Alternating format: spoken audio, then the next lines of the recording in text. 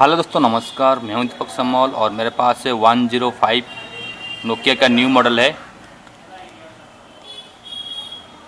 आज हम जानेंगे अगर आपका इसमें चार्जिंग कनेक्टर का हुए के बारे में आज हम जानेंगे। अगर आपका ये उखड़ गया है तो आपको जंपर कैसे करना है चार्जिंग कनेक्टर, आज इस वीडियो में हम जानेंगे।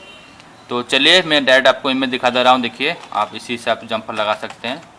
छोटा सा वीडियो होगा, देखिए ये आपका है इमेज। आप इसी हिसाब से इसको जंपर लगा लीजिएगा। वीडियो को पॉज करके देख लीजिए।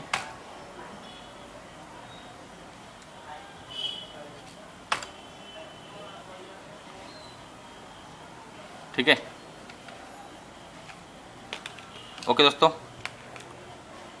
Thank you for watching the video. Thank you.